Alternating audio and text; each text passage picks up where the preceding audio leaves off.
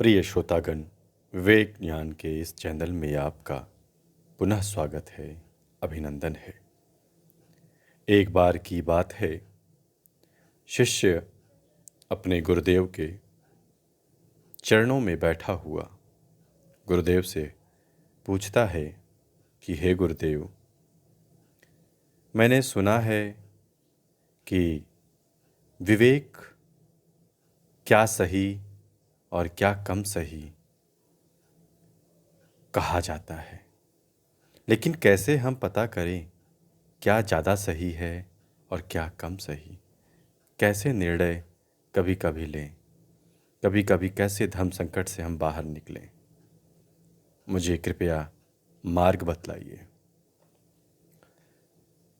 तब गुरुदेव अपने श्वासों में श्वासों को धारण करते हुए कहते हैं, हे शिष्य, स्वामी विवेकानंद की एक कहानी सुनो। ये कहानी है 1897 के आसपास की, जब भारत के मध्य प्रदेश वाले इलाके में घोर अकाल पड़ा था। लाखों लोग अन्न के अभाव में मर रहे थे, काल कलवित हो रहे थे। उसी समय एक व्यक्ति जो एक ऐसी सभा समिति का सदस्य था, जिस सभा समिति के द्वारा गौ की रक्षा की जाती थी, गौ की सेवा की जाती थी और उनके पालन में वह पूरी समिति लगी हुई थी।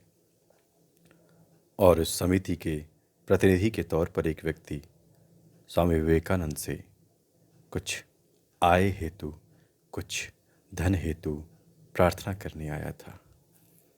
तब स्वामी जी ने पूछा कि आपने गौ माता की सेवा के लिए इतना कुछ प्रयास कर रहे हैं, क्या आपने मध्य भारत के जो लोग अन्न कष्ट से मर गए, क्या उनके लिए आपने कोई सहायता किया?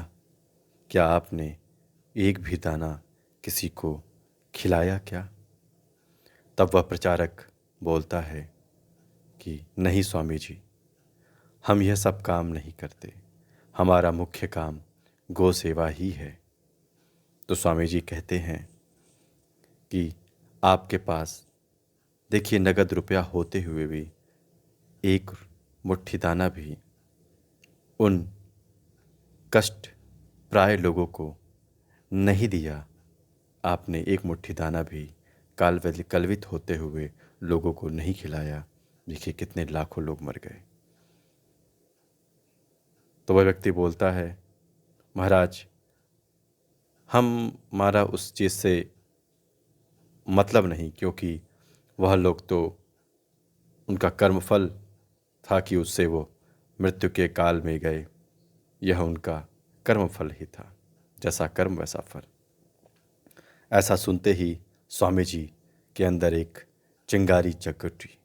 ज्वालामुखी की भांति वह उनकी आंखें लाल हो गई, लेकिन अपने आप को संभालते हुए बोले, जो सभा, जो समिति मनुष्यों से सहानुभूति नहीं रखती, अपने भाइयों को अन्न के अभाव में मरते हुए देख करके भी रक्षा के निमित्त एक मुट्ठी सहायता नहीं कर सकती, वह कितना भी रुपया पशु पक्षियों के निमित्त खर्च कर दे, मैं उस सभा समिति का लेश मात्र भी सपोर्टर नहीं, सहानुभूति नहीं रखता। क्योंकि ऐसे कार्य से मनुष्य समाज का कोई विशेष उपकार नहीं होगा। क्योंकि इस प्रकार कर्म फल की दुहाई देने से जो अच्छा कार्य किया जा रहा है, गौ सेवा जैसे कार्य किए जा रहे हैं, वह कार्य भी बेकार हो जाएंगे, व्यर्थहीन हो जाएंगे। आगे स्वामी जी कहते हैं कि आपकी सभा समिति को मैं 1 रुपया नहीं दे सकता। मैं क्योंकि ठहरा फकीर आदमी, रुपया मेरे पास कहाँ है, मैं आपकी सहायता कैसे कर सकता हूँ? परंतु यह भी जान लीजिए, यदि कभी मेरे पास धन आया तो मैं सबसे पहले मनुष्य सेवा में व्यय करूँगा। सबसे पहले मनुष्य की रक्षा की आवश्यकता है। उन्हें अन्नदान, धर्मदान, विद्यादान करना पड़ेगा। इन कामों से करके यदि कुछ पैसा बचा तो आपकी समिति को दूंगा। यह सुनकर के वह समिति का व्यक्ति चला गया और उसके बाद स्वामी जी मन ही मन अपने शिष्यों से कहने लगे, कितनी बेकार और कितनी घृणित बात इसने कही कि व्यक्ति मर रहा है, मरने दो, क्योंकि वो अपने कर्म फल का भोग भुगत रहा है। इस प्रकार नहीं दया करेगा तो समाज का क्या होगा?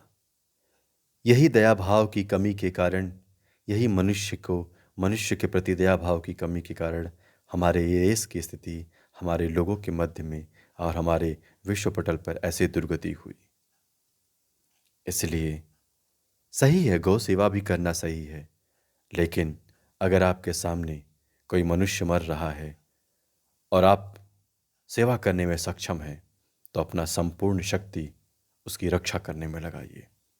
उसके आगे का रास्ता प्रभु स्वयं दिखाएंगे। यह कह देने के बाद गुरुदेव अपने शिष्य से कहते हैं, समझे, इस प्रकार हम विवेक का इस्तेमाल कर, विवेक का उपयोग कर अपने जीवन में निर्णय ले सकते हैं। अगर वह सभा समिति के सदस्य गौ सेवा करते रहते लेकिन कुछ पैसा भी, कुछ अपनी शक्ति ही मनुष्यों की रक्षा में लगाते तो क्या कुछ मनुष्य नहीं बच पाते?